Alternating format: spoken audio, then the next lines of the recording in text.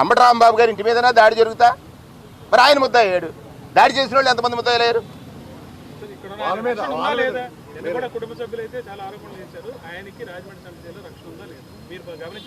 ఖచ్చితంగా ఇవాళ అక్కడ ఉన్నటువంటి మాధవి గారు ఎవరైతే మాజీ ప్రజెంట్ ఎమ్మెల్యే ఉన్నారో, అంటే వీళ్ళు శాసనసభకు వచ్చిన తర్వాత దాని విలువలు ఎక్కడ పాటించట్లేదు. ఆవిడెందుకు మాధవి గారు మాట్లాడిన మాటలు కానీ పెమ్మసారి గారు మాట్లాడి అది కాన్స్టిట్యూషనల్ వైలెన్స్. ఒక కేంద్ర మంత్రి రేపు నుంచి సినిమా చూపించడం ఏంటి? మాట్లాడొచ్చా? అది చట్టంలో చూడండి. అంటే అధికారం ఉంటే మా ఇష్టానుసారం చేస్తామని అనేటువంటి ఒక ధోరణి ఏదైతే ఉందో, ఇది ఎవరు కూడా ప్రజాస్వామ్యవాదులు వినటానికి వీల్లేదు. ఖచ్చితంగా చేయాలి. ఇవాళ ఇంత జరిగిన తర్వాత మళ్ళీ ఆవిడ ప్రెస్ మీట్ పెట్టి రకరకాల కామెంట్లు చేసింది. మరి ఎగైన్ దాడి చేస్తారని చెప్తున్నారు నేను ప్రెస్ మీట్ కంటున్నాను. అంటే ఎంత అహంకారంతో ఉన్నారు చూడండి. మాకు అధికారం ఉంటే వాళ్ళ అహంకారం ఎంత ప్రదర్శిస్తున్నారో అర్థమవుతుంది. అది కానీ నిన్న జోగి రమేష్ గారి ఇంటి మీద దాడి గారు, ఈ పెట్రోల్ బాంబులు ఏంటండి? ఇది ఎక్కడ తీసుకెళ్తున్నాడు ఈ రాష్ట్రాన్ని? చంద్రబాబు నాయుడు గారు మీకు అధికారం ఇచ్చారు, మీది కదా ఫెయిల్యూరు. శాంతి భద్రతల రక్షణ ఎవరిది? ముఖ్యమంత్రిది. ఇక్కడ శాంతి భద్రతలు లేవని తెలుస్తుంది కదా. తెలుస్తున్నప్పుడు దానికి ఫెయిల్యూర్ ఎవరిది? ముఖ్యమంత్రి కదా. నైతిక బాధ్యత వహించాల్సింది ఎవరు? నైతిక బాధ్యత అనేటువంటి పదం మీద ఆయనకు ఒక గౌరవం ఉంటే వహించాల్సింది ఎవరు? ఇవాళ రాష్ట్రంలో దాడి చేసి దాడికి గురైన వాళ్ళని ముద్దాయిలుగా చేసి ఆయన చలిగోగుతున్నాడని అంటే ఇది ప్రజాస్వామ్యంలో చాలా చాలా చీకటి రోజుగా సందర్భంగా మనవి చేస్తూ, ఈ విషయాన్ని ఇప్పటికే మా నాయకుడు జగన్మోహన్ రెడ్డి గారు జాతీయ స్థాయిలో ప్రస్తావన చేయడానికి వాళ్ళ పార్లమెంట్ మెంబర్లందరూ కూడా ప్లకార్డ్స్ ప్రదర్శించి జస్టిస్ కోరారు. ఈ రాష్ట్రంలో పాలన లేదు, శాంతి భద్రతలు లేవు, అధికారం ఉందనేటువంటి అహంకారంతో ప్రజల్ని ఇష్టానుసారంగా ఇబ్బందులకు గురి చేస్తున్నారనే విషయాన్ని చెప్పారు. పాలకులు కేంద్ర మంత్రి మాట్లాడిన మాటలు చూశారు. వాళ్ళు మాట్లాడినటువంటి మాటలు సినిమా చూపిస్తాం, మేము అణిచివేస్తాం. దేనికోసం? ప్రజాస్వామ్యంగా ప్రజల పక్షాన ప్రజల గొంతే అడిగే ప్రశ్నించేటువంటి ప్రతిపక్షాన్ని అణిచివేయటం ద్వారా ప్రజలకు మంచి జరుగుతుందని మీరు అనుకుంటున్నారా?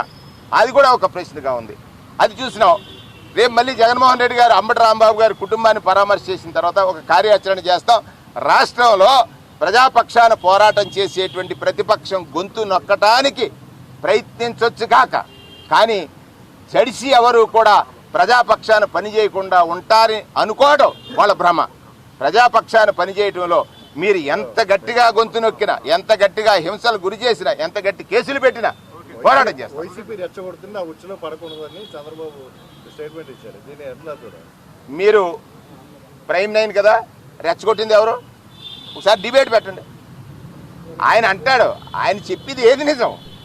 ఇప్పుడు లడ్డూలో కొవ్వు ఉంది, జంతు కొవ్వు అని చెప్పారు ఆ రోజు. ఇవాళ ఒక సిబిఐ ఒక సిట్ రిపోర్ట్లో ఏమిచ్చిందనంటే జంతు కొవ్వు అనేది లేదు, రూల్డ్ అవుట్. మరి పోస్టర్లు వేస్తున్నారేంటి? ఇంకా ఉందంటున్నారేంటి? ఇక్కడ ఆయన ఏమనుకుంటున్నాడంటే జగన్మోహన్, రెండోది కూడా చెప్తున్నాను, కలుషితం అన్నారు. ఏదైతే సింథటిక్ అనేటువంటి పదం టీడీపీ రెజ్యూమ్ నుంచి ఇప్పుడు దాకా అది జరిగితే తప్పు అయితే ఖచ్చితంగా అప్పటి నుంచి ఇప్పుడు దాకా. ఇప్పుడు ఆయన అనిల్ కుమార్ సింఘాల్ గారి మీద ఎందుకు చర్యలు తీసుకున్నారు? అంటే తప్పు జరిగిందని తీసుకున్నారు కదా. రెండోది చూసినట్లయితే చంద్రబాబు నాయుడు గారు ఇవాళ ఏదైతే పాలన సాగిస్తున్నారో ఆ పాలనలో అన్ని వేళ్ళు ఆయన పక్కకే చూపిస్తున్నాయి. ఆయన ఒక వేలు చూపిస్తే అన్ని వేళ్ళు ఆయన పక్కకే చూపిస్తున్నాయి. నేను అన్నదే నిజమని ఆయన భ్రమిస్తున్నాడు తప్ప నిజం కాదని ప్రజలు తెలుసుకుంటున్నారు.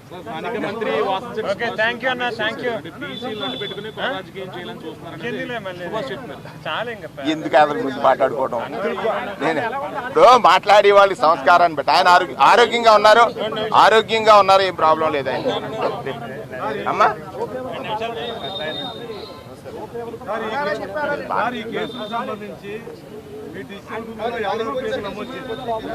అందులో పార్టిసిపేట్ చేసిన వాళ్ళు అందరి పేర్లు చేస్తారు. అంత బాగా ఓకేనా? ఇంకోటి ఏదో అడిగారు మీరు. అంటే కాదు, వైసీపీ రెచ్చగొడుతుంది, మీరు శాంతంగా ఉందని చెప్పారు చంద్రబాబు, దాని మీద మీరు చెప్పలే కాదు. ఆ వీడియో ఎత్తి చూడమంటున్నాను. రెచ్చగొట్టింది ఎవరు? తెలుగుదేశం వాళ్ళు. రెచ్చిపోలేదు వైసీపీ వాళ్ళు. ఎవరు బూతులు తిట్టింది ఎవరు? తెలుగుదేశం వాళ్ళు. ఇప్పుడు తిడుతుంది ఎవరు? తెలుగుదేశం వాళ్ళు. ఇప్పుడు కూడా ఆకుండా తిడుతుంది ఎవరు? ఏంటంటే ఇది లడ్డూ విషయంలో అడ్డంగా దొరికిపోయాడు ఆయన. నేనేమంటానంటే చంద్రబాబు నాయుడు గారు జగన్మోహన్ రెడ్డి గారి మీద నింద వేస్తే ఆయనకి ప్రాఫిట్, లాభం వస్తుంది.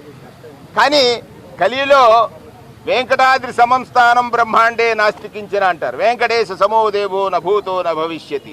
అది కదా స్వామివారి మీద నిందేశాడు. స్వామివారి ప్రసాదానికి కళంకం కల్పించారు.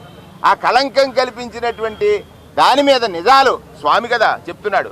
సిబిఐ సిట్ రూపంలో వచ్చి స్వామి నా ప్రసాదం ఎక్కడ, స్వామి నా ప్రసాదం ఎక్కడ కూడా కళంకిత